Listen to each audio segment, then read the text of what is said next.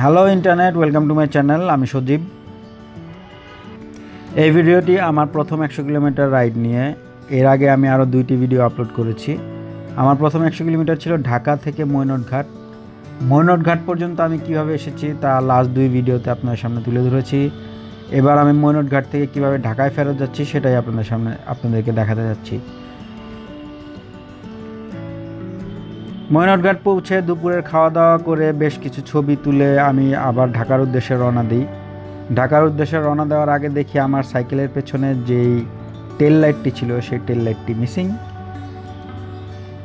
সম্ভবত যখন লাঞ্চ করার জন্য বসেছিলাম তখন কেউ একজন সাইকেলের পেছন থেকে খুলে নিয়ে গেছে। যাই হোক, দুঃখ ভারাক্রান্ত মন নিয়ে আমি আবার রওনা দিলাম ঢাকার উদ্দেশ্যে। দোহারে ঢোকার পর থেকেই গুড়ি গুড়ি বৃষ্টি বা কখনো কখনো মুষলধারে বৃষ্টির সম্মুখীন হয়েছে এবং দোহার শহর পার করা পর্যন্ত এই বৃষ্টি আমার সাথেই ছিল। ঢাকা দোহার হাইওয়েতে উঠে দেখি এখানে বৃষ্টির একটা ফোঁটাও পড়েনি, পুরো রাস্তা শুকনো। যদিও এখানে বৃষ্টি হয়নি, কিন্তু দূর আকাশে মেঘের ঘন ঘটা দেখা যাচ্ছে। এই বৃষ্টি আর মেঘের কারণেই সারাটা রাস্তা সবুজে ছড়িয়েছিল। দৃশ্যটা ছিল অদ্ভুত রকমের সুন্দর। আর এই দৃশ্য দেখতে দেখতেই পৌঁছে গেলাম আমি কায়কোবাদ ব্রিজ। যেহেতু আমি সাইক্লিং মাত্র শিখেছি, তাই এই ধরনের ব্রিজে উঠতে গেলে বেশ ক্লান্ত হয়ে যেতাম। যাওয়ার সময় কায়কোবাদ ব্রিজে উঠতেও ক্লান্ত লেগেছে, কিন্তু এবার একটু ঠান্ডা ঠান্ডা হওয়াতে বেশ দ্রুতই আমি ব্রিজটা ক্রস করতে পারি এবং কিছুক্ষণ পরেই চলে আসি তুলসীখালী ব্রিজ।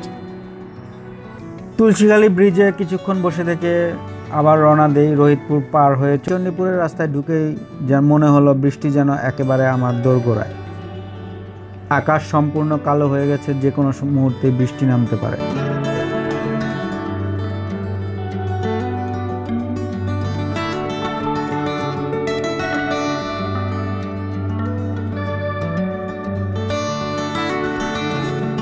যেহেতু চণ্ডীপুরের রাস্তাটা আমার একেবারেই নতুন ছিল, তাই বেশ কয়েকবার রাস্তা ভুল করেছি।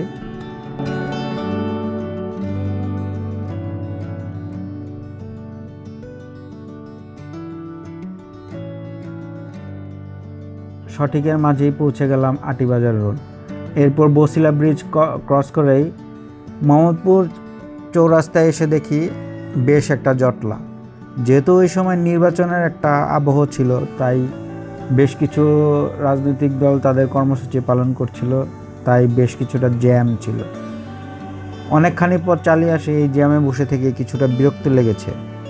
যেহেতু সাইকেলে ভ্রমণ করছি, তাই এপাশ ওপাশ দিয়ে কোনো রকমে মোহাম্মদপুর বাস স্ট্যান্ডটা ক্রস করি। মোহাম্মদপুর বাস স্ট্যান্ড পার হতে হতেই সন্ধ্যা নেমে যায়।